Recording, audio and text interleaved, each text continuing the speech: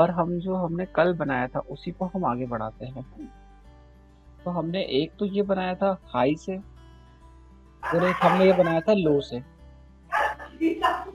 तो हम क्या करते हैं यहाँ पर, ये जो लो वाला सर्किट है ना, इसी को ही आगे बढ़ाते हैं। Yes sir. तो सबसे पहले हम क्या करते हैं, वापस से देखिए इस पे जाते हैं, ताकि ये भी मैंने शेयर किया है उस पर, क्लासरूम हाँ। में। देखो मैं आपको क्लासरूम ओपन करके बता देता हूँ।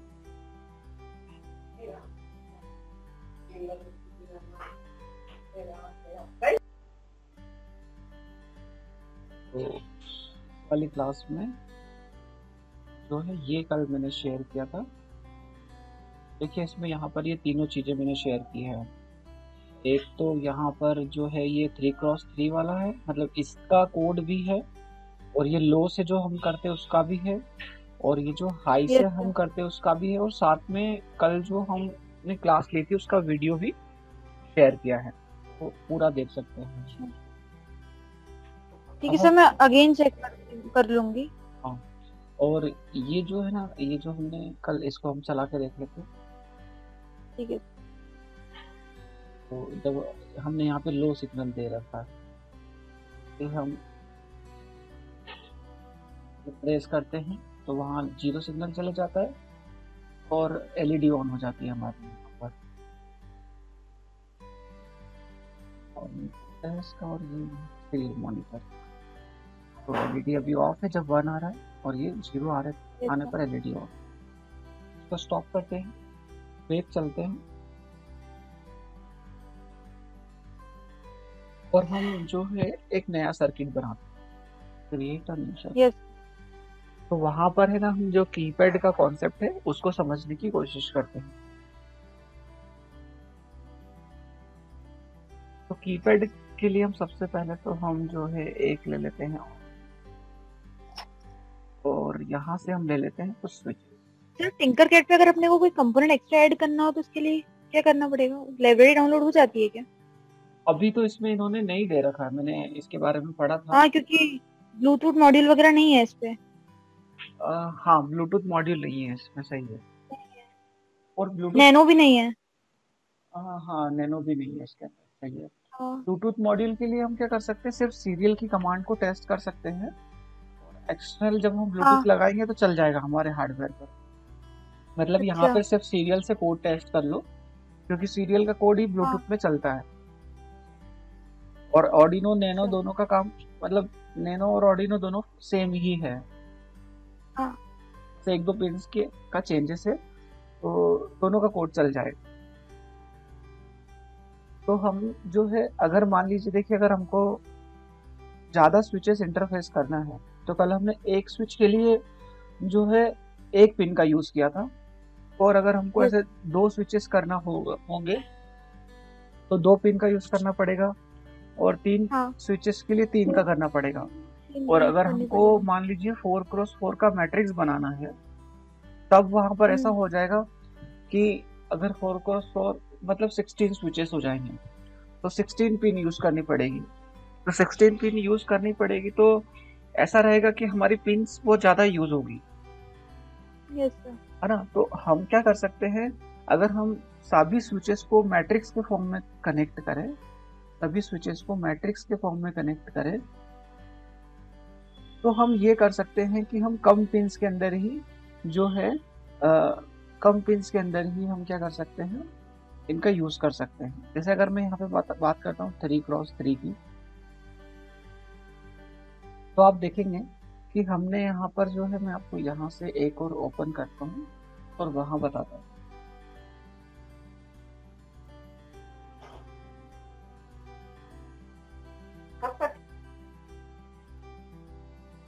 तो ये देखिए, ये 3x3 का है, और इसमें आप देखेंगे कि 3x3 मतलब 9 स्विचेस, लेकिन फिर भी हमने 9 स्विचेस के लिए यहाँ पर सिर्फ और सिर्फ जो है 6 पिंस का ही यूज किया हुआ है।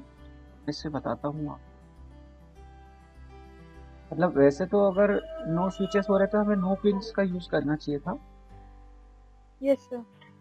लेकिन हमने इसे मैट्रिक्स के फॉर्म में कनेक्ट किया है, तो हम सिर्फ 6 पिंस का ही यूज कर रहे हैं। देखिए, ये जो तीन वायर्स आ रहे हैं, है ना, ये हम्म। 1 2 3, यहाँ पर ये जो है 3 हम इसको रो बोल सकते हैं और इन तीनों को हम कॉलम बोल सकते हैं। तो सिर्फ हमने 6 में ही कर लिया है ना, ये 1 2 3 4 5 6 ऐसा। अच्छा, अगर मैट्रिक्स का फॉर्मेशन करेंगे तो कम पेन यूज करनी पड़ेगी। कम पिन यूज करनी पड़ेगी, है ना। और ऐसे तो इंडिविजुअल तो बहुत ज्यादा लेंथी भी हो जाएगा हर एक के लिए। ऐसा तो इसको इसलिए कनेक्शन कैसे किया हमने सीरियली? अब देखिए हम इसको कनेक्शन कैसे करेंगे। तो हम यहाँ पर बनाते जाते हैं। तो सबसे पहले हमें क्या करना होगा कि सभी स्विचेस को हम ऐसे रख लेते हैं, है ना।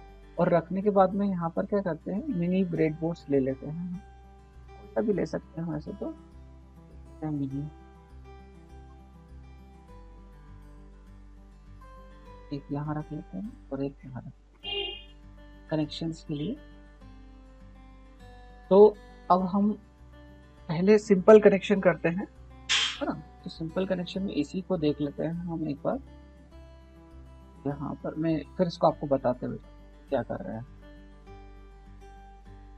तो अगर देखो मैं मान लेता हूँ, अगर मैं इस वाले को यहाँ से ले जाकर नीचे लेके आता हूँ ऐसे यहाँ पर, ठीक है। और इस वाले को मैं यहाँ पर अगर ग्राउंड पे कनेक्ट कर देता हूँ कोई प्रॉब्लम नहीं है ना, है ना। और यहाँ पर ये तो आपस में कनेक्टेड ही है, यहाँ से यहाँ तक। हम क्या करेंगे, यहाँ से चलते हैं और यहाँ जाके इसे जो है वो 2 पर कनेक्ट कर देते हैं ऐसे, है ना। तो ये हमारा सेम कनेक्शन हो चुका है, जैसा हमने वहां किया था वैसा ही यहाँ पे हो चुका है ना। सेम ही कनेक्शन हुआ है, ये तो इसमें कोई भी चेंजेस नहीं हुआ है। तो हम क्या करते हैं, ये जो इस साइड की जो पिंस है, ये वाली जो पिंस है, ये वाली जो पिंस है, इनको हम एज ए कॉलम की तरह यूज करेंगे। तो देखिए मैं इसको यहाँ से लेके जाता हूँ और यहाँ पे लेके आता हूँ, और मैं ऐसे ना भी करता हूँ तो मैं इसको थोड़ा सा ऐसे कर देता हूँ। यहाँ से चलते हैं, यहाँ चलते हैं, यहाँ पे चलते हैं। जैसे ही रेड आता है तो क्लिक करना है, फिर बाहर क्लिक करना है, फिर रेड आएगा, ये रेड आएगा तो फिर क्लिक करना है, फिर यहाँ आना है, नीचे आना है और यहाँ, फिर रेड आएगा तो फिर से क्लिक करना है।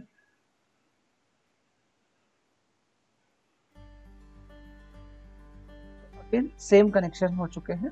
अभी सिर्फ हमने एक पिन कॉमन कर दी है, इस तरह से एक पिन कॉमन कर दी है।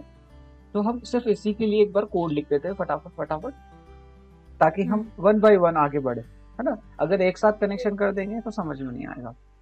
कोड पर चलते हैं, ब्लॉक पर चलते हैं, टेक्स्ट पर चलते हैं और इसे कर देते हैं कंटिन्यू। और यहाँ पर हम आते हैं तो इस पिन को हम छोड़ देते हैं, कोई दिक्कत नहीं है, 13 नंबर की पिन। हम एक पिन ले लेते हैं, पिन मोड करके, और यहाँ पे हम लिख देते हैं 2, और साथ में पुल अप भी कर देते हैं हम, है ना, क्योंकि हम लो सिग्नल दे रहे हैं तो हम उसको बाय डिफॉल्ट हाई रख लेते हैं, हाई रख लेते हैं। और साथ में हम सीरियल कम्युनिकेशन को भी इनिशियलाइज कर देते हैं, सीरियल डॉट प्रिंट बिगिन। और यहाँ पे हम लिख देते हैं 967, ये डिफॉल्ट बॉर्ड रेट है। हम ऐसे ही यहाँ पर कुछ प्रिंट कर देते हैं ताकि हमें याद रहे कि हाँ हमारा कोड स्टार्ट हो चुका है ना। तो मान लीजिए मैं ऐसे ही लिख देता हूँ ना, ताकि जब भी ये रन हो तो हमें पता चल जाए कि हमारा कोड रन हो चुका है। अगर हम सिर्फ इतने से कोड को भी रन करते हैं तो हम आउटपुट में देखते हैं कि क्या मिलेगा हमें। सीरियल मॉनिटर को हम ऊपर कर देते हैं, स्टार्ट करते हैं यहाँ पर। तो देखिए यहाँ पर सिर्फ कीपैड दिख रहा है, और साथ साथ में जब ये लूप चल रहा है तो ये एलईडी ऑन ऑफ हो रही है। अभी हमने इसके लिए कुछ लूप में लिखा नहीं है, सिर्फ इसको आउटपुट बनाया है। ये पिन हाई हो चुकी है बाय डिफॉल्ट अभी। अब हम क्या करते हैं, आगे बढ़ते हैं। तो यहाँ तक तो हमें पता है कि अभी हमने कॉमन किया है, तो हम कोड में जो है 1-2 लाइन और बढ़ा देते हैं। तो इसे हम यहाँ से हटाते हैं और लिखते हैं serial.print print Elon parenthesis semicolon, और यहाँ पे रीड कर लेते हैं डायरेक्ट, डिजिटल रीड, और रीड। पिन 2 को रीड कर लेते हैं और थोड़ा सा डिले दे देते हैं ताकि सिर्फ अभी तक जितना कोड लिखा है हम उसको वेरीफाई कर पाए क्या हो रहा है ना। ये डिजिटल रीड लिख गया, इसको स्टार्ट करते हैं हम। आप देखोगे कि यहाँ पे 1 1 हमको मिलने लग गया है, और मिलना भी चाहिए क्योंकि हमने 2 को जो है वो इनिशियली पुलअप है, इनिशियली पुलअप है, और है ना, और अभी स्विच पे तो कुछ जा नहीं रहा है, लो तो जा नहीं रहा है, तो अभी हम स्विच प्रेस करते हैं। देखो जैसे ही हमने प्रेस किया तो 0 जाने लग गया है वहां पर, और जैसे छोड़ते हैं तो 1 आ रहा है, तो हमारा ये स्विच तो अच्छे से काम कर रहा है। पर अगर इसको करेंगे तो कुछ नहीं होगा, क्योंकि ये यहाँ से ग्राउंड यहाँ जा तो रहा है, यहाँ से ग्राउंड यहाँ जा तो रहा है, लेकिन यहाँ से कोई पिन तो हमने इधर दी नहीं है ना, तो इसलिए कुछ भी नहीं होगा।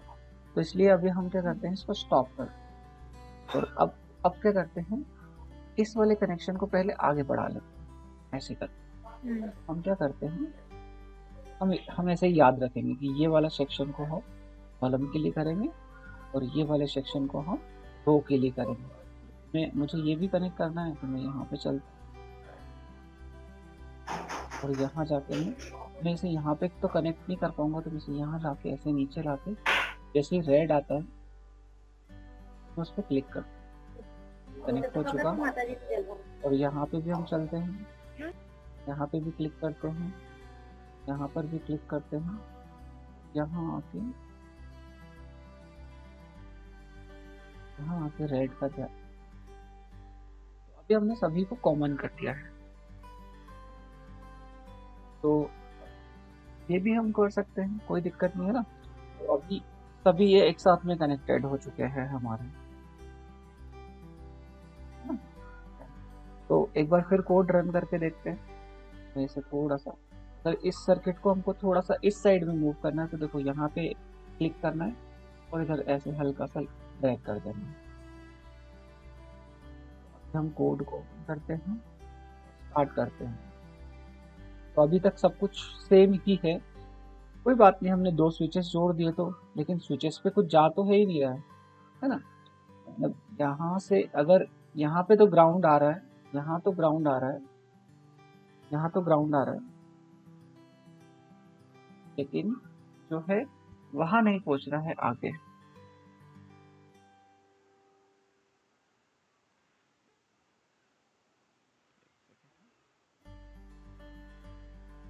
तो आगे नहीं पहुंच रहा है वहां पर, इसलिए वो दोनों स्विचेस जो है वो फ्लोट पोजीशन में है, मतलब उनका कोई कनेक्शन ही नहीं है वहां पर। Yes sir. अच्छा, इसीलिए हमारे कोड में कोई चेंजेस नहीं आएंगे, ये भी सिर्फ यही स्विचेस जो है वो एक्टिव है ना। तो अभी हम क्या कर सकते हैं, अभी सिर्फ और सिर्फ हम जो है इस स्विच को यूज कर सकते हैं। हाँ, अगर हम ये वाले स्विच को भी यूज करना चाहेंगे तो हमें क्या करना होगा, तो सेम काम करना होगा, यहाँ से ऐसा करना होगा।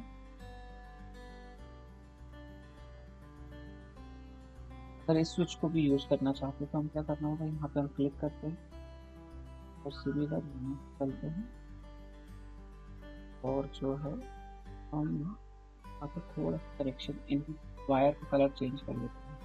तो हम इसे मान लेते हैं हम ऑरेंज, और यहाँ जाके जो है 3 पर कनेक्ट।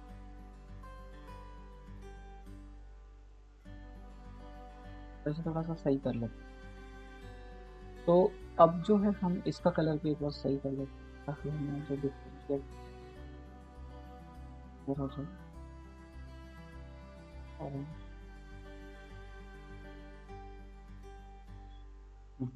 तो अभी ये स्विच भी काम कर सकता है अगर हमको, हाँ, अगर हम तीन नंबर पे भी हम कुछ लिख देते हैं, तो हम 3 नंबर पे भी कुछ लिख देते हैं। यहाँ चलते हैं और सीधे सीधे लिख देते हैं in mode semicolon 3 comma input score full up, ऐसा। तो हमने इसे भी यस एक्टिव कर सर। दिया है, और साथ में ही हम इस लाइन को भी हम कॉपी। तो यहाँ पे हम अब ऐसा ना करते हुए एक काम और कर देते हैं डिफरेंशिएट करने के लिए, सीरियल डॉट प्रिंट, और यहाँ पे हम सेमीकोलन लिखते हैं और यहाँ लिख देते हैं S1 और ऐसा स्पेस दे देते हैं हम, ऐसा कर। तो अगर हम सिर्फ इतना ही चलाते हैं अभी, ना 3 को अभी हमने कोई कोड नहीं लिखा और चेक करते हैं, देखिए हमें क्या मिलने लगेगा। अब हमें S1 के साथ में आउटपुट दिख रहा है, ताकि हम, यस है सर। ना, तो इसे प्रेस करता हूँ तो देखिए, S1 पे इनिशियली 1 है। हाँ S1 पे इनिशियली 1 है। ऐसे ही हम S2 के मतलब ऐसे ही हम 3 वाले, ये सेकंड वाले, इसके लिए भी कर लेते हैं, है ना। Yes sir. इसके लिए करने के लिए हम क्या करते हैं, हम यहाँ से ये ln हटा देते हैं, ये ln हटा देते हैं, और सिमिलर ये वाली लाइन को कॉपी कर लेते हैं और इसके नीचे पेस्ट।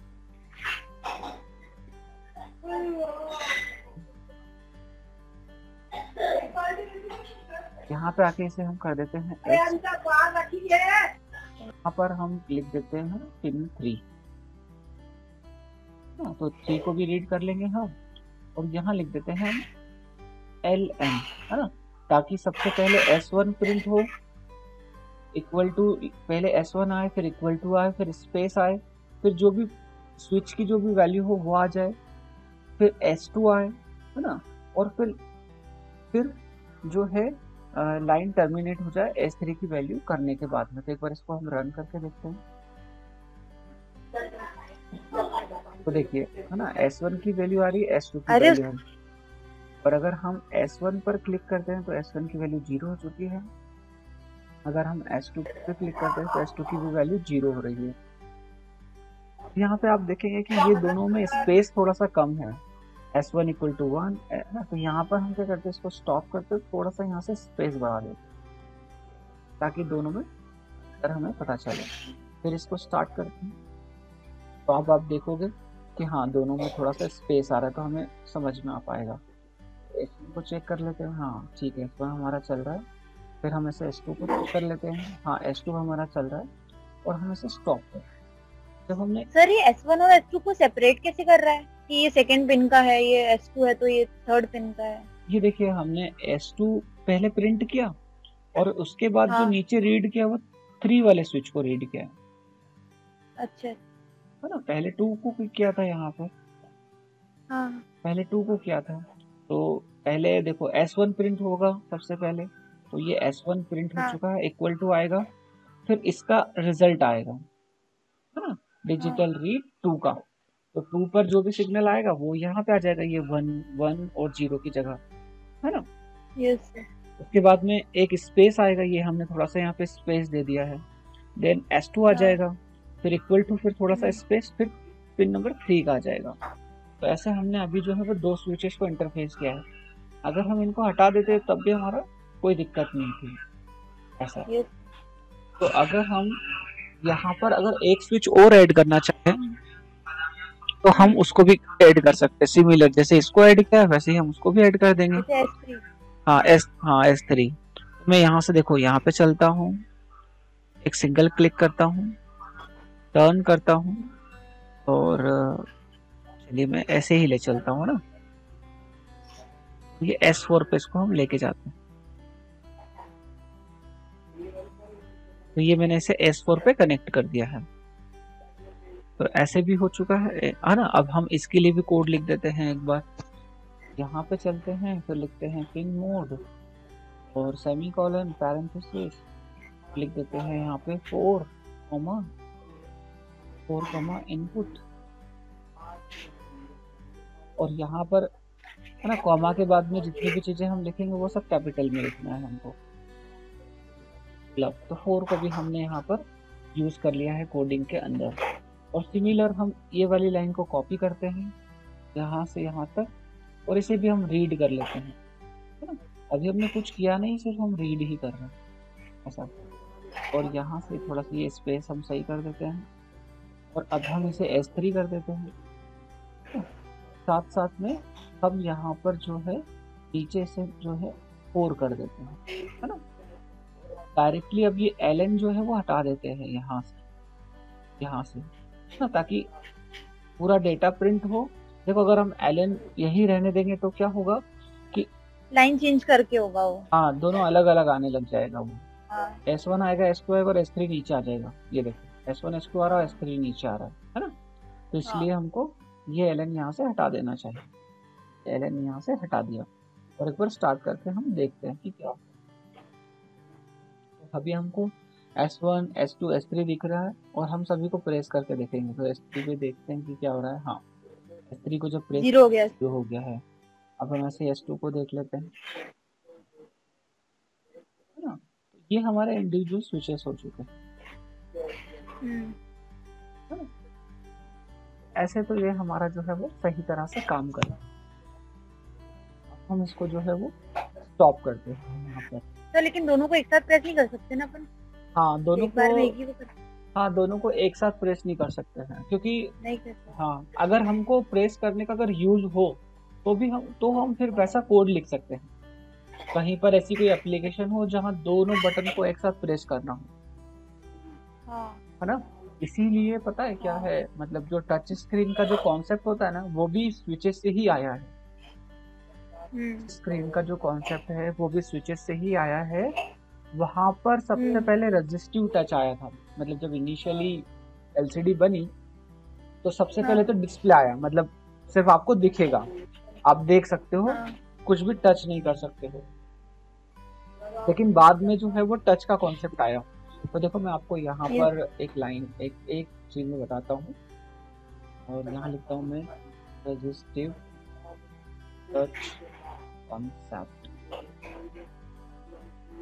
और मैं यहाँ जाके इमेज पर सर्च करता हूँ। तो देखो सबसे पहले ये आपको बता रहा है कि अगर आप ऐसे फिंगर प्रेस करोगे, कुछ यहाँ पर ऐसा कुछ मूवमेंट होगा, मतलब ये कुछ नीचे दबेगा, है ना, ऐसा। और अगर आप देखो, और यहाँ पे देखो आप, ये अगर यहाँ पे वो जो स्टिक है उसको आप प्रेस करोगे तो भी यहाँ पे ऐसा कुछ दबेगा, जो कि हमको नहीं दिखता है। और कभी कभी दिखता भी है, हल्का सा बेंड हो रहा है। जब हमने पहले रजिस्टिव टच यूज करे थे, मतलब जब हमारे पास में वैसे फोन होते थे, है ना, तो हल्का सा दिखता भी था कि हाँ थोड़ा सा मुड़ा है, हम उसको ऐसा बोल सकते। देखो अभी आप और ये रजिस्टिव टच और कैपेसिटिव टच, ये दो टाइप की जो है वो टच स्क्रीन होती है।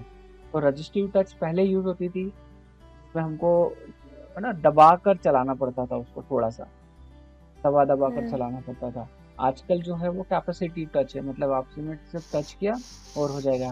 तो देखिए कैपेसिटिव टच के अंदर देखो ऐसे कैपेसिटर्स होते हैं यहाँ पर, है ना, ऐसे एनालॉजी बता रही थी इन्होंने। अब मैं आपको रजिस्टिव टच का कॉन्सेप्ट बताता हूँ। यहाँ पर टच करने से क्या वो सर्किट कंप्लीट हो जाता है? टच करने से क्या होता है, देखिए यहाँ पर अगर आपने ये वाला रजिस्टिव टच बताता हूँ, एंड देन आपको फिर वहाँ पे क्लियर होगा। तो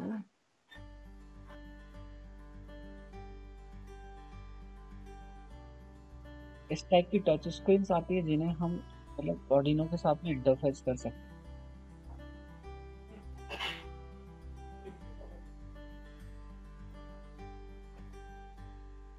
तो मैं यहाँ पे रजिस्टिव टच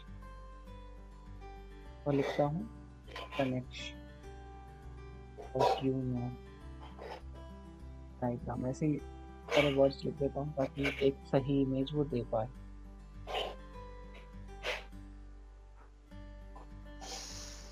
बीच बीच में ऐसे मॉडल बता रहे हैं, ये रजिस्टिव टच के बारे में ऐसे रेजिस्टेंस दे रहे हैं। इसी का कॉन्सेप्ट जो है वहाँ पे यूज होता है।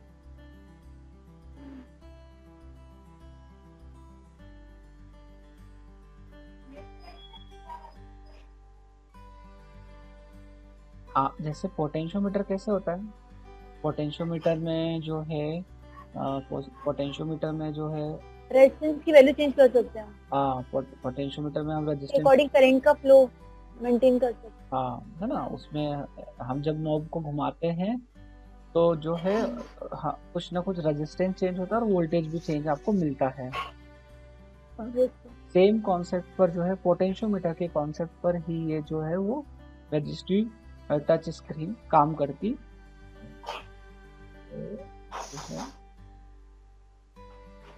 यहाँ पे हम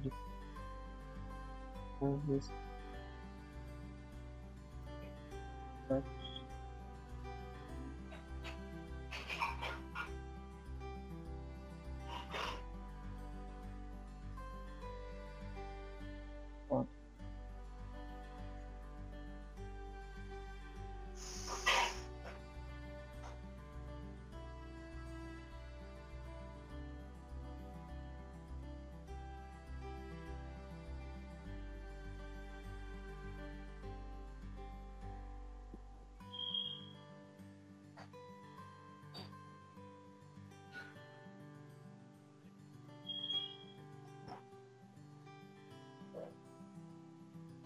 यहाँ पे लिखने की जगह यहाँ लिखते हैं और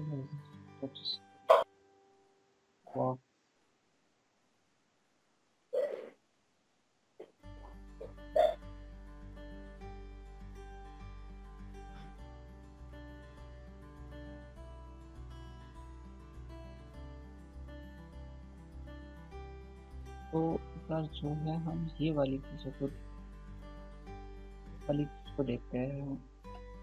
तो ऐसा होता है इसके अंदर कि पूरी स्क्रीन जो है वो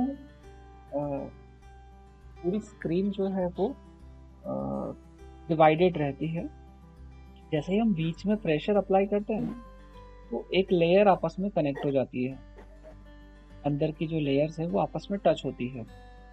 और टच होने की वजह से क्या होता है कि आप ऐसा मान सकते हो कि एक सेक्शन जो है वो पोटेंशियोमीटर का एक एंड है, दूसरा सेक्शन जो है वो पोटेंशियोमीटर का दूसरा एंड है, और बीच वाला जो सेक्शन है ना वो सेक्शन है आप जब भी उस पर कोई ऑब्जेक्ट को टच करते हो।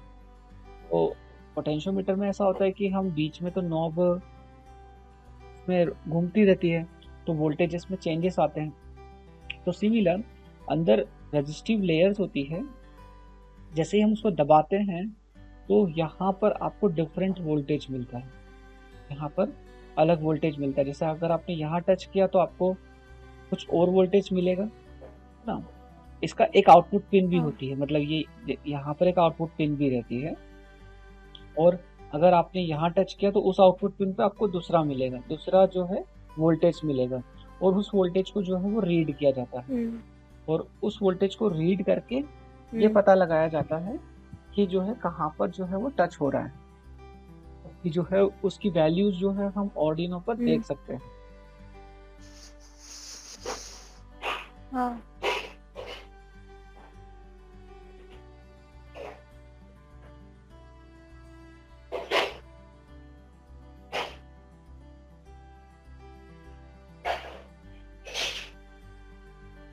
ये ऐसा 4 वायर रेजिस्टिव टच इन्होंने दे रखा है।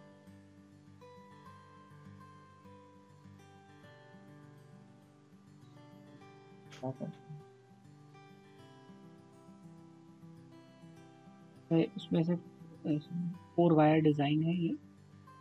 तो इसके अंदर जो है वो ऐसे वायर्स होते हैं, एक पे सप्लाई दो, दूसरे पे ग्राउंड दो, तीसरे पे आउटपुट लेना होता है। मतलब 2 इनपुट के लिए रहता है, 2 आउटपुट के लिए रहता है। मैं उसका फोटो आपके साथ में शेयर करता हूँ। तो पोटेंशियोमीटर टाइप का कॉन्सेप्ट है, तो आपको एकदम से देखने में समझ में आ जाएगा।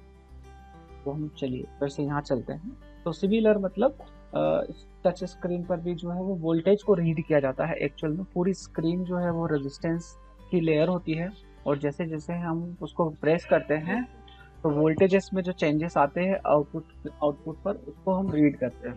धीरे धीरे वोल्टेजेस में चेंजेस डिफरेंट आते हैं, तो इसका मतलब वो सेम रेजिस्टेंस की लेयर नहीं होती है क्या? सेम रेजिस्टेंस की लेयर, हाँ सेम नहीं, वो होती सेम की ही है ना। पूरे डिफरेंट वोल्टेजेस कैसे आते हैं?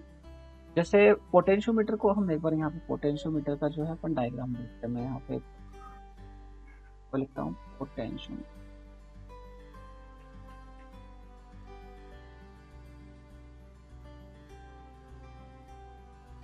पोटेंशियोमीटर में क्या होता है अगर हम इस पोटेंशियोमीटर को हम देखें तो अंदर ये एक इसकी एक पिन ये है VCC, एक पिन है ये ऐसी ग्राउंड।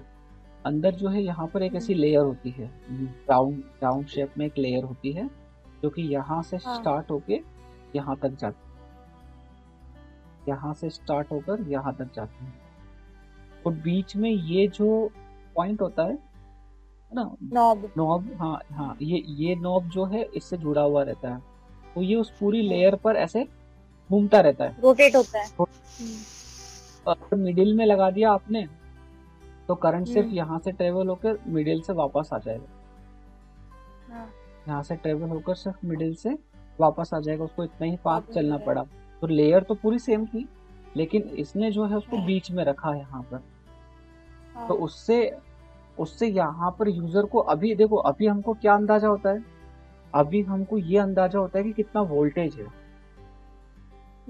ना। अगर आपने उसको सेंटर में रखा तो आप बोलोगे मान लीजिए हाफ वोल्टेज है, करेक्ट है, हम मानेंगे करेक्ट है। पर क्या अगर हम इसको थोड़ा सा इमेजिन करके ये बोले कि ये वोल्टेज अगर हाफ है तो मैं इसे मानूंगा कि ये सेंटर में है ना। तो टच स्क्रीन में भी ऐसे ही हो रहा है कि अलग अलग जगह पर जहां पे टच किया जाता है तो वहां पे जब डिफरेंट वोल्टेजेस आते हैं है ना, तो जो है उसको मानते हैं। और उसमें ऐसा रहता है कि एक पिन एक वायर और रहता है, एक वायर उसमें और रहता है, तो रो और कॉलम में डिवाइड करके उसको यूज किया जाता है। मतलब रो में भी वोल्टेज चेक करते हैं और कॉलम में भी चेक करते हैं, ताकि जो है वो पता चल सके कि कहाँ पर टच हुआ है ऐसा। तो पूरी स्क्रीन को जो है आप चाहो तो दो पार्ट में डिवाइड कर सकते हो कि एक आपने ऊपर टच किया, एक आपने नीचे टच किया, तो उसके दो वोल्टेजेस मिल गए। क्या आपने जो है बहुत सारे पार्ट्स भी कर सकते हो, अगर टच स्क्रीन अच्छी होती है, मतलब आप टच कर रहे हो और अलग अलग वोल्टेजेस मिल रहे हैं। तो देखिए हम यहाँ पर जो है और टच स्क्रीन आउट और मिक्स करते हैं touch screen out values on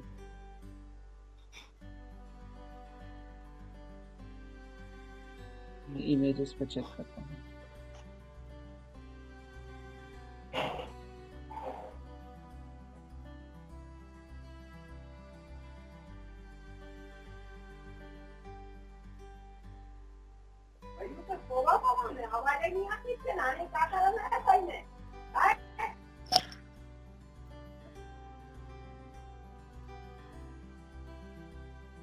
x coordinate और वाई कोऑर्डिनेट हमको वहां पर जो है वो मिलते चले जाते हैं।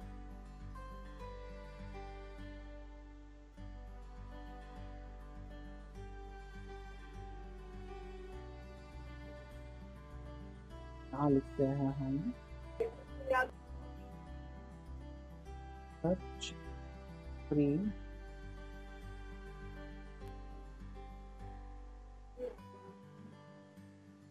ADC वैल्यू, ताकि बिल्कुल बेसिक वैल्यू हम देख पाए। ये सभी तो एडवांस है, मैं इन पे काम कर रहा हूँ। तो ये सब तो वो बिल्कुल प्लग एंड प्ले है, उनको आप डायरेक्टली चला सकते हो।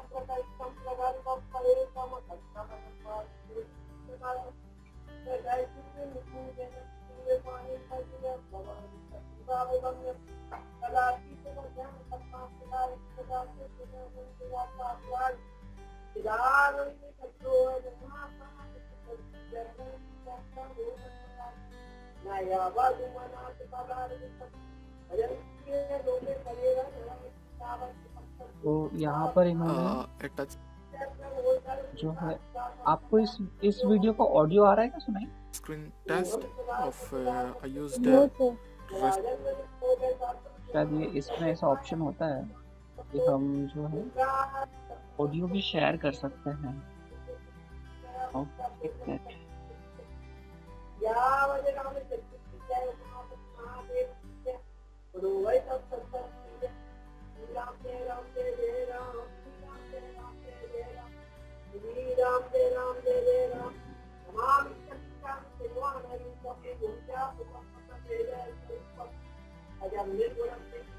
Share sound. Let's start. assistant touchscreen of 128 cross 64 of the screen size, and this is a multimeter where I sense क्या आवाज आ रही है क्या आपको? सर बहुत लाइट अच्छा लाइट है, वो मैं इसको बढ़ा the देता touch. I mean, when we touch, there will be variable in the voltage, and I sense through here in it, and I have applied 5 volts and 0.01 amperes current through this power supply, and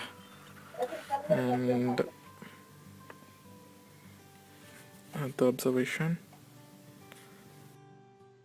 तो यहाँ पे हम देखेंगे, देखो ये जब ऐसे इसको टच कर रहे हैं तो वोल्टेज हमको मिल रहा है ना। यहाँ पे देखो 4.67 वोल्टेज मिला है इन्हें, और जबकि अभी इन्होंने सिर्फ वोल्टेज दिया है, कोई कंट्रोलर ऐड नहीं किया। और जैसे जैसे उसको मूव कर रहे हैं तो आप देखोगे कि देखो अलग अलग वोल्टेजेस आपको मिल रहा है। Yes sir. है ना ऐसा? Yes sir. हाँ, पर अभी हाँ तो देखो एक लाइन में अगर वोल्टेज मिलेगा तो हम पहचान नहीं पाएंगे कि कहाँ पे टच है, पर रो और कॉलम में मिलेगा तो हम पहचान पाएंगे। है ना कि जब रो पे है तो इतना है और कॉलम पे तो इतना है, ऐसा। ऐसा तो वो इसका जो है एक आधी कुछ फोटोज है वो मैं शेयर करूंगा ऐसा, क्योंकि जितना ओल्ड चीजों को सीखते ना तो उससे हमको एक्चुअल कॉन्सेप्ट क्लियर होता है ऐसा। तो अभी हम चलते हैं यहाँ पर और अब हम यहाँ देखते हैं। तो हमने अभी यहाँ तक किया है और हमने ये तीनों जो है यहाँ पर चेक कर लिए थे कि हाँ हमें यहाँ पर अभी 111 मिल रहा है, और जब भी हम प्रेस कर रहे हैं तो हमें 0 मिल रहा है। तो यहाँ पे भी 0 मिल रहा है। हमारा ये टेस्ट होना जरूरी है सबसे पहले कि हमारे स्विचेस काम कर रहे हैं कि नहीं कर रहे, क्योंकि जब तक वो काम नहीं करेंगे तो अगर बीच में कोई प्रॉब्लम भी आई तो हमको फिर यहाँ पे कनेक्शंस को चेक करना होगा, या हो सकता है कि कुछ प्रॉब्लम हो गई हो, तो इतना हमें टेस्ट करना चाहिए। अब ये हो चुका है, अब हम क्या करते हैं इसके लिए कोड लिखते हैं। तो देखिए मैं क्या करता हूँ इसके लिए, मैं इसको स्टॉप करता हूँ, और क्योंकि ये कोड अभी पूरा एक लूप में लिखा हुआ है ना, अगर मैं इसे मान लीजिए मैं इसे यहाँ से कॉपी करता हूँ, ये यहाँ से यहाँ तक कॉपी करता हूँ और यहाँ लिखता हूँ मैं Ctrl+C, और यहाँ आता हूँ और एक फंक्शन बना लेता हूँ void, और मान लीजिए मैंने कीपैड नाम का एक फंक्शन बनाया है, ठीक है। और मैं इसे एंटर करता हूँ, यहाँ पर ये ब्रैकेट ऑन, ये क्लोज, यहाँ पर मैं इसे पेस्ट कर देता हूँ, है ना, सेम चीज़ वहाँ पे मैं पेस्ट कर देता हूँ। और देखिए मैं अब क्या करता हूँ, अगर ये वाली लाइन में अगर हटा देता हूँ, मान लेता हूँ, है ना, तो ये फंक्शन मैंने यहाँ पे बनाया है। फंक्शन बनाना तो हमको आता ही है, सिंपल है ना। इनका नाम लिखिए, रिटर्न टाइप लिखिए, पैरेंथेसिस लिखिए, है ना। अगर यहाँ कुछ नहीं है तो इसका मतलब है कि हम कोई आर्ग्यूमेंट यहाँ पर पास नहीं कर रहे हैं, हमारा जो फंक्शन है वो नॉर्मल है। सर इसमें हमें फंक्शंस को प्रीडिफाइन नहीं करना पड़ता क्या? हाँ, तो ये वाला फंक्शन यूजर डिफाइन है। दो टाइप के फंक्शन होते हैं, एक होता है प्री डिफाइन और एक होता है यूजर डिफाइन। और जो आप प्री डिफाइन की बात कर रहे हैं तो उसे हम ऐसा बोल सकते हैं, मतलब उसको बोलते हैं फंक्शन प्रोटोटाइपिंग। तो प्रोटोटाइपिंग में हमें क्या करना होता है कि हमें जो है डिक्लेयर करना होता है फंक्शन को ऐसे करके, और ऐसे करके उसको बताना होता है। तो ये सिर्फ ये बताता है कंपाइलर को कि आप जो है आगे जाके फंक्शन का यूज कर सकते हो, और इसे बोलते हैं फंक्शन प्रोटोटाइपिंग। प्रोटोटाइप मतलब बस सिर्फ बताना है कि यस आप यूज कर सकते हो, पर आपका यही कहना होगा ना यस सर प्री डिफाइन, है ना। तो एक है ना, एक प्री डिफाइन का मतलब क्या होता है, जैसे मान लीजिए जब आप ना ये वाला फंक्शन यूज कर रहे हो, देखो ये एक फंक्शन ही तो है ना। अगर यस सर है ना, फंक्शन की क्या पहचान रहती है, इस लाइन को देखिए आप, ध्यान रखिएगा। फंक्शन की पहचान होती है कि उसके अंदर कर्ली पैरेंथेसिस होते हैं, है ना। फंक्शन की पहचान होती है कि वहां पैरेंथेसिस होते हैं, साथ में फंक्शन का नाम होता है ना। ये डॉट, ये क्या है, ये सी के अंदर आता है। जब आप ऑब्जेक्ट ओरिएंटेड प्रोग्रामिंग सीखते हैं तब आपको पता चलता है कि व्हाट इज दिस डॉट और ये क्या है यहाँ पर, है ना। तो यस ऐसे आप सीधे सीधे अभी ऑब्जेक्ट बोल सकते हो, लेकिन ये जो है आपका एक फंक्शन है पूरा, है ना, ऐसा। तो ये कब कहाँ पर आता है, ये आता है फंक्शंस के चैप्टर में, जब आप फंक्शन पढ़ते हो तब, ऐसा। इसलिए जो है मैं वो सी पर बहुत गौर कर रहा था आपकी, ऐसा। यस तो सर आप अगर यहाँ देखोगे ना, तो ये भी एक फंक्शन है, सेटअप एक फंक्शन है यहाँ पर।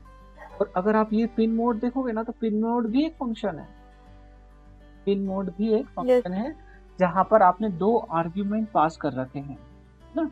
एक आपने यस पिन नंबर पास कर रखी है, और एक आपने कोई जो है उसकी प्रॉपर्टी पास कर रखी है कि ये जो है वो कैसे बिहेव करेगा, लेगा या देगा।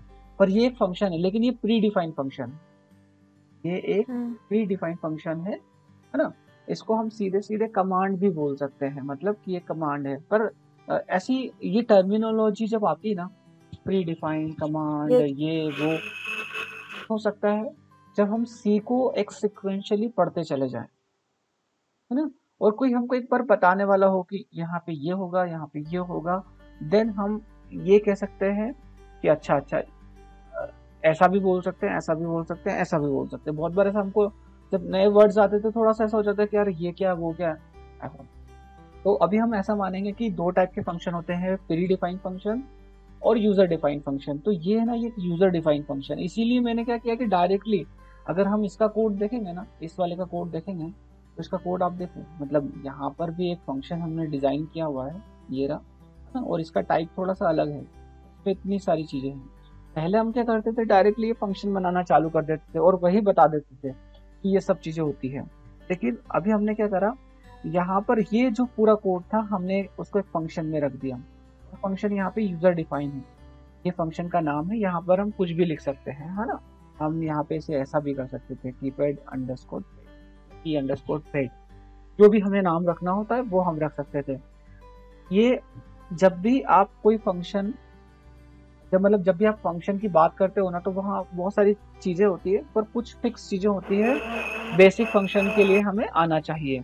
जैसे फिक्स चीजें क्या क्या होती है, एक तो ये होती है कि हमें जो है ऐसा फंक्शन की प्रोटोटाइपिंग करनी होती है ना। इसका क्या यूज होता है, इसका ये यूज होता है कि कंपाइलर जब प्रोग्राम को रन करता है, मतलब प्रोग्राम को जब कंपाइल करता है, तब वो अगर वो ये लाइन को पढ़ लेता है, तो वो ये समझता है कि आगे जाकर आप इस टाइप का फंक्शन यूज करने वाले हैं, है ना। ये सिमिलर वैसा ही है, जैसे मान लीजिए अगर मैं यहाँ पे लिख देता हूँ अभी इंट ए सेमीकोलन, तो इसको पढ़ के उसको क्या समझ में आता है कि इन्होंने एक वेरिएबल डिक्लेयर किया है, ठीक है, इन्होंने डिक्लेयर करके रख दिया है, हो सकता है आगे जाके ये यूज करें, है ना। बहुत बार क्या होता है कि अगर हम यहाँ नहीं लिखते हैं तो उसको थोड़ी सी प्रॉब्लम हो सकती है, लेकिन अगर फिर भी इनके एक पूरी मेथड होती है, पूरा तरीका होता है कि कहाँ लिखेंगे तो क्या फर्क पड़ेगा, कहाँ नहीं लिखेंगे तो क्या फर्क पड़ेगा, ऐसा, यस सर ना। तो अभी हमने यहाँ पर एक फंक्शन बनाया है, आप मुझे बता देना अगर आपको लगता है, तो मैं ना आपका फंक्शन वाला चैप्टर जो है वो एक बार स्टार्ट से लेकर एंड कर दूंगा, मतलब अलग से उसको सी में हम पढ़ लेंगे, क्योंकि उसमें जो 4 टाइप के जो फंक्शन, यस सर तो वो पूरा पढ़ लेंगे, तो आपको ये सब चीजें जो है अभी वो समझ में आ जाएगी वहां पर। तो यहाँ पे क्या हुआ है कि हमने एक नॉर्मल एक फंक्शन बनाया है ना। तो अभी आप ऐसा बोल सकते हो कि जब भी हमें फंक्शन बनाना होता है तो हमें ये कुछ चीजें करनी होती है। फंक्शन, यहाँ पे जो फर्स्ट लाइन लिखी है ना, इसको बोलते हैं रिटर्न टाइप, है ना। ये जो लाइन लिखी है उसको बोलते हैं हम फंक्शन का नाम। ये जो सेक्शन है इसे हम बोलते हैं पैरेंथेसिस, और ये पैरेंथेसिस अगर यहाँ पर एम्प्टी हो, खाली हो, यहाँ कुछ नहीं लिखा हो, तो मतलब ये होता है कि ये फंक्शन कुछ ले नहीं रहा है ना। और यहाँ पर अगर void लिखा हुआ है तो इसका मतलब है कि ये फंक्शन कुछ दे नहीं रहा है, मतलब ये वाली चीज बताएगा देने के लिए और ये वाली चीज बताएगा लेने के लिए। तो ना तो ये दे रहा है ना ये ले रहा है ना। एक ये नॉर्मल फंक्शन है जो कि सिर्फ एग्जीक्यूट होगा। तो हमने वो सभी लाइन यहाँ लिख दी है। और ये जो कर्ली ब्रैकेट्स होते हैं ये बताते हैं कि this is the body of function, मतलब अब फंक्शन की Yes. बॉडी स्टार्ट होगी और यहाँ फंक्शन की बॉडी क्लोज होगी। तो ये पूरी फंक्शन की बॉडी हुई है ना, यहाँ तक ही इसका एरिया है। अब इस फंक्शन को यदि मुझे कॉल करना होगा तो है ना, एक होता है फंक्शन की प्रोटोटाइपिंग जो हमने ऊपर लिखा, एक होता है फंक्शन को डिफाइन करना, तो हमने यहाँ पे फंक्शन को डिफाइन किया। डिफाइन करने का मतलब यही है कि क्या काम करेगा आपका फंक्शन। प्रोटोटाइपिंग का मतलब ये है अच्छा आप इस फंक्शन को यूज कर सकते हो आगे जाकर। कॉल करने का मतलब ये है कि अब आपने जो डिफाइन किया है, आपने जो उसे बताया है, अब आप उसको यूज कर रहे हो। तो मैं यहाँ जब यूज करूंगा तो सिर्फ मैं फंक्शन का नाम लिखता हूँ, पैरेंथेसिस लिखता हूँ और सेमीकोलन लिखता हूँ। इतने लिखने भर से मैं उस फंक्शन को यूज कर सकता हूँ।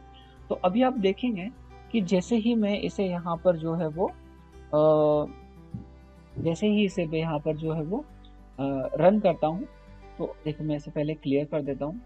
तो ये लूप में लिखा हुआ है फंक्शन, मैं इसे रन कर देता हूँ, स्टार्ट। तो देखिए सेम काम हो रहा है जैसा हम वहाँ पे पहले कर रहे थे। सबसे पहले कीपैड आया है ना।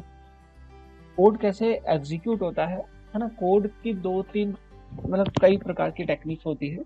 तो एक सबसे सिंपल टेक्निक होती है प्रोसीजर ओरिएंटेड। प्रोसीजर ओरिएंटेड को PPO भी बोलते हैं है ना। तो प्रोसीजर ओरिएंटेड में क्या होता है कि line by line code execute होता है ना। तो जैसे कोड सबसे पहले कहाँ पे आया, सेटअप में आया। देखिए कोड सबसे पहले सेटअप में आया, उसने 13 नंबर की पिन को आउटपुट बनाया, 2 3 4 को इनपुट बनाया, सीरियल कम्युनिकेशन स्टार्ट किया और कीपैड प्रिंट किया। इसीलिए आप देखोगे कि सबसे पहले आपको जो है वो यहाँ पर कीपैड प्रिंट होता हुआ दिखा है ना?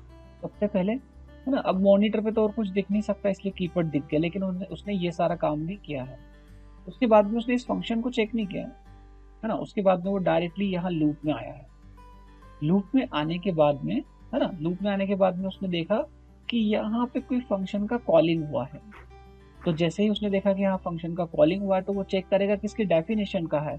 तो यहाँ से कंट्रोल उठ के कहाँ चले जाएगा, यहाँ से उठ के कंट्रोल चले जाएगा यहाँ पर और यहाँ आके सबसे पहले प्रिंट करेगा वो S1, फिर दो पिन को रीड करेगा।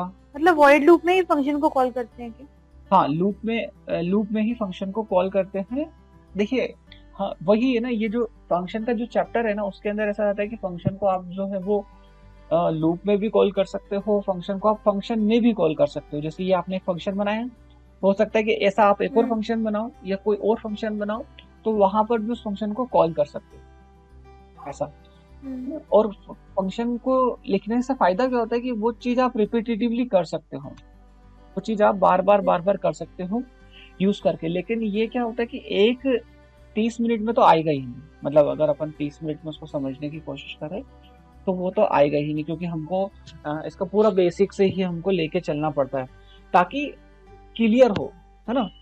मैं हमेशा ये एडवाइस करता हूँ सभी को कि हमको कोड नहीं सीखना है, हमको बेसिक समझना है ना। कोड सीखा हमने तो क्या होगा, हम खुश हो सकते हैं, जो कि हमारी एक नॉर्मल हैबिट्स होती है कि हाँ चलिए हमने ये कर लिया तो पास हो गए, ये लिख दिया। हमको मेथड समझनी है उसकी कि मेथड वाइज हमको कितना आ रहा है है ना। तो हमने अब यहाँ पर ये लिख दिया तो हमारा ये काम हो रहा है। अब हम क्या कर सकते हैं, देखो इसके बाद में आप क्या कर सकते हो, यहाँ यहीं पर जो है आप ऐसा जो हमने कल किया था ना इफ वाला काम, वो हम यहाँ पे कर सकते हैं। आप यहाँ लिख सकते हो int a equal to digital और यहाँ पे सेमीकोलन और 2 को रीड कर सकते हो आप।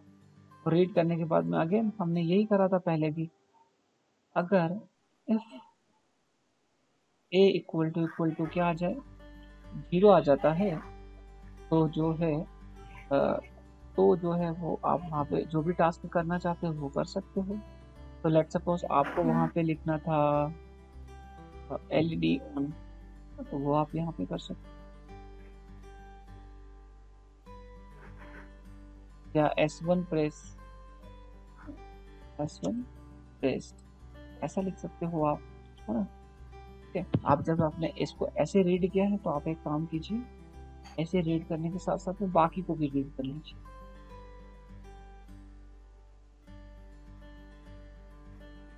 तो एक C को रीड कर लेते हैं, को रीड कर लेते हैं, यहाँ लिख देते हैं B, यहाँ लिख देते हैं C। हाँ, और सिमिलर हम साइन को भी यहाँ पर कॉपी कर सकते हैं कि ABC में जो भी आ रहा है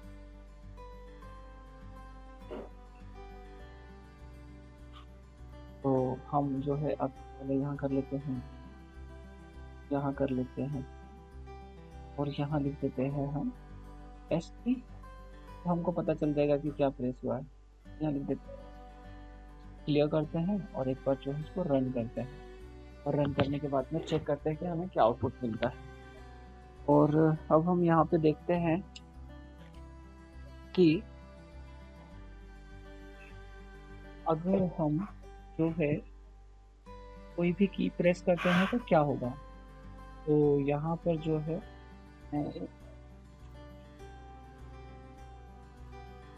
सबसे पहले हम प्रेस करते हैं, मान लीजिए हम S1 प्रेस करते हैं, देखो S1 प्रेस्ड लिखा हुआ है ना। हाँ, फिर अगर मैं ये S2 करता हूँ, S2 प्रेस्ड लिखता हूँ, S2 प्रेस, फिर S3 आ जाएगा, है ना। और मैं यहाँ पे एक और चेंज करता हूँ, तो ये तो देखिए मैंने टेस्टिंग के लिए लिखा था, ये इतना सा जो है वो टेस्टिंग के लिए लिखा था, है ना। मैं इसे जो है वो एक बार कमेंट कर देता हूँ कि वो बार बार क्या होगा कि दोनों चीजें दिखेगी तो कोई मतलब तो है नहीं, है ना। तो सिर्फ हम चेक करना चाहते थे, है ना। रीड करके तो हमने वेरिएबल में रख ही लिया है। देखिए मैं यहाँ से तो अभी आप देखोगे कि आपको यहाँ पे कुछ भी नहीं दिखेगा। मैं इसको क्लियर करता हूँ, स्टॉप करता हूँ, फिर रन करता हूँ। देखो सिर्फ आपको कीपैड दिखा है, मतलब ये कीपैड ये यहाँ से आया है, हाँ, है ना। और ये लूप तो चल ही रहा है ना। अब देखो हम प्रेस करेंगे तो क्या आएगा, देखो S1 प्रेस्ड है, S1 प्रेस, फिर ये प्रेस करेंगे तो आ जाएगा S2 प्रेस्ड है, S2 प्रेस, ये S3। और अगर हम यहाँ पे LN लगा देते तो सब नीचे आता जाता, लाइन चेंज हो जाएगी। हाँ।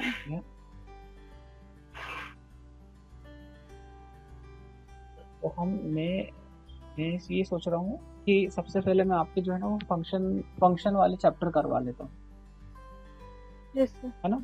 क्योंकि फंक्शन वाला चैप्टर अगर होगा आपका तो वो आपके लिए ज़्यादा हेल्पफुल हो जाएगा। तो देखो S1 press, S2 press, S3, है ना। Yes press S2 press S3, क्या आया समझ में? यस है ना। थोड़ा फंक्शन वाले चैप्टर में ऐसा लग रहा है कि हमें थोड़ा सा एक बार रिवाइज करने की जरूरत है ना। आपको लगता है क्या ऐसा करना है? हाँ सर। तो कल हम क्या करते हैं, कल से अगर आप एग्री हो तो हम फंक्शंस को देख लेते हैं, ताकि जो है ना फंक्शन से ये होगा कि जो है एक जो C का बेसिक है वो अपन कवर कर पाए, है ना। और फंक्शन को समझना इम्पोर्टेंट है हमारे लिए उसके अंदर, यस सर, है ना। तो हम जो है वो फंक्शंस को समझ लेंगे वहाँ पर, और जो है मैं अभी शेयर कर दूंगा आपके साथ में, से आप चेक कर लीजिए। ठीक है। तो अभी तो हम इसको यहीं स्टॉप करते हैं क्योंकि जस्ट आफ्टर मेरी नेक्स्ट क्लास है। ठीक है। अभी से okay sir, thank you sir.